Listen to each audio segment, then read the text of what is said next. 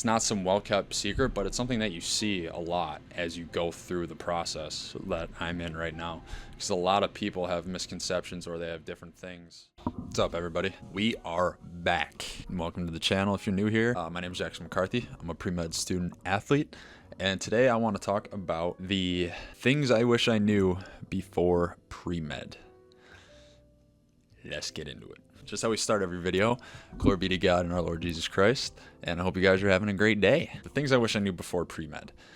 Chances are if you're watching this, you're probably in high school or college, or like just starting college thinking of becoming pre-med. And you're probably trying to do your research on what it entails and all those different things. I am a junior right now, going to be a senior within the next couple months.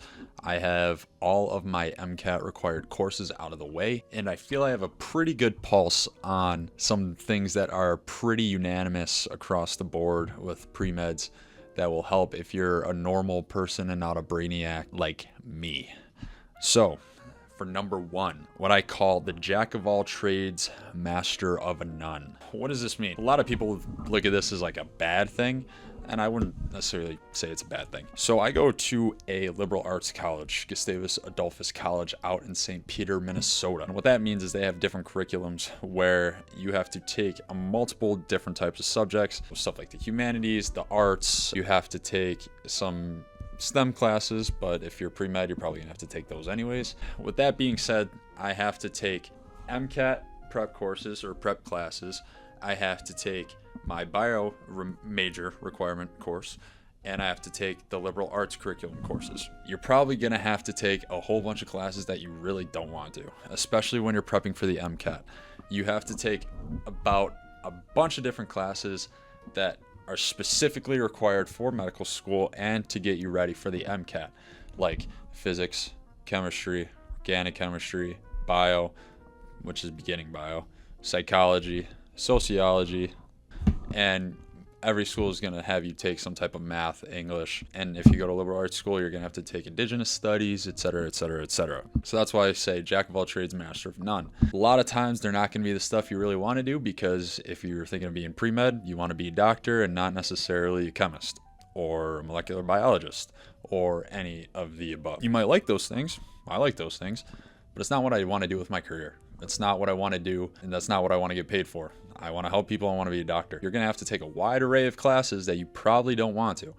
And that's just the sad reality of it. You will get a good foundation in all of those subjects. You're going to know elementary physics, chemistry, biology, not elementary, but you know what I mean, ground level. And it's going to be really good, and you're going to have a really good foundation, but you're never going to go super in depth with those things because you only have so much time in your college career. If you go to a different public school or like a state school, you may have a better chance at diversifying what you actually want to get into and have a lot more time per your credits. But gen eds are gen eds pretty much everywhere, and you're going to have to take a bunch of stuff that you probably don't want to. And that's just the reality of it. It's definitely worth it in my opinion. The second thing, your race, your timeline. A lot of people, when you tell people you're pre-med, they ask you, when are you going to take your MCAT? When are you going to start applying? When are you going to do this, do that? When are you going to take this class, take that class? Not only that, a lot of pre-meds tend to aggregate. So they come together and they like to go through the process together to kind of learn from each other, maybe get an edge up on each other. It's a competitive environment. It's just how it is. In that, a lot of people like to compare.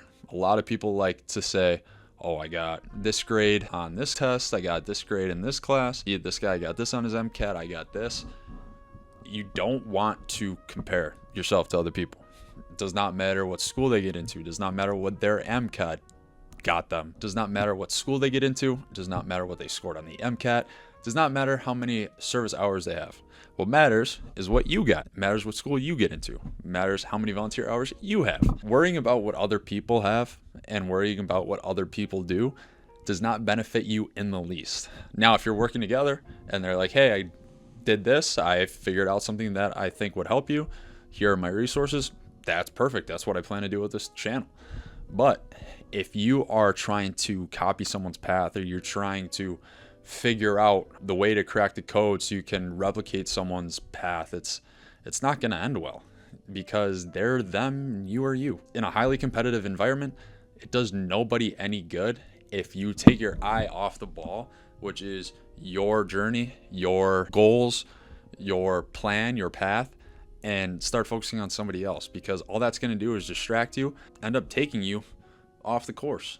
And that's the last thing you want. There is no race. There is no direct timeline, because it doesn't matter if someone gets in right after college. It doesn't matter if you have to take gap years. It doesn't matter, because it's your life. There is no time limit on how good things get or when things get good. You know what I mean? It doesn't make sense. And it's hard, because if you're a type A person like me, you want to know what everyone got. You want to know where they're going. You want to know how you stack up. It's like, oh man, this guy's pretty smart, he got in here, or this guy's pretty smart, he only got this, or this girl got in here, I don't know if I can do that. It makes doubt. It takes away different things, and like, it's gonna be normal, but it doesn't help you. It doesn't matter. Just do your thing. Just be yourself, because a lot of people lose themselves in this process, and it just works against them. Number 3, this is the big one, and I've seen this for a lot of people, especially throughout college, at least in undergrad, and a lot of people have said the same thing through med school, and I'm a firm believer in this. Work ethic over natural talent. I believe, and I truly do believe this, anybody can learn anything given the right teacher, the right effort, and the right amount of time. Those are the 3 things that I think is going to be a recipe for success.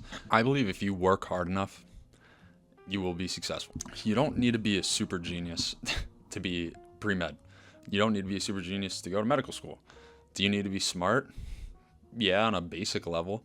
You need to be able to put 2 and 2 together for sure. But I think anybody can get to that point. I think anybody can work hard, get their way there. There have been cases of dyslexic lawyers. Like, you kidding me? I just think if you put in the time to learn it, your brain is a miraculous invention by God. It's absurd how much you can retain, how fast you can learn, the things that you can do with concerted effort and a good teacher. And if you think you aren't smart enough to do something, you're wrong. You're teaching yourself that you're not, and that's the wrong things that you should be learning. You don't have to be a super genius. You don't have to have a photographic memory. All you need is time and the will, because you can do it. You will do it. You just need to believe you can. And that's not some like hippie, like, oh, you can put anything you put your mind to, you just reach for the stars. No, the truth of the matter is it's easier for some people than others. Some people need to study for every test they ever take. Other people can look at it once, be good, and ace again. And that goes back to the second point. It doesn't matter what you are as long as you get it done. And a lot of times the people who have to work harder for it appreciate it more, and it really shows the dedication, and that's something that you can use to your advantage. It shows through in your personality as well. If you work hard in areas X, Y, and Z, it's gonna show in A, B, and C. It's never a bad thing to have a good work ethic or to admit when things don't come easily to you at first. Being vulnerable is actually strength. It goes back to the core of the point. You can do it. You just have to decide that you want to do it. Work hard, put your head down, and just grind. It stinks. It's definitely not as fun, but you can do it if you want. And especially in pre-med, like, there have been classes that came super easily to me. I didn't really have to put in a whole lot of effort. It just clicked. It just was my natural forte. And then there were other classes, not so much. Class never came easy to me, but I buckled down, put in tons of effort, and I did well in the class. And I feel like I have a good understanding of the material where I can apply it on my MCAT, or I can apply it later on when I need to. And because I put all those hours in, it actually bolstered my confidence. I'm not a super genius. I'm just an average guy that decided I wanted this, and I started to work hard. You will get the results, and you will do just fine. That myth about you have to be super smart to go through it, no, you just need to work hard.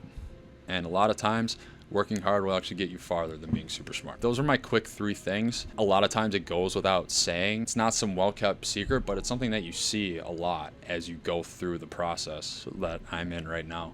Because a lot of people have misconceptions, or they have different things they didn't think about. So thank you guys for coming back. I appreciate it.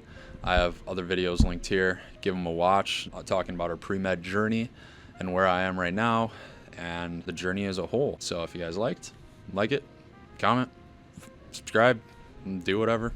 Doesn't matter. See you guys.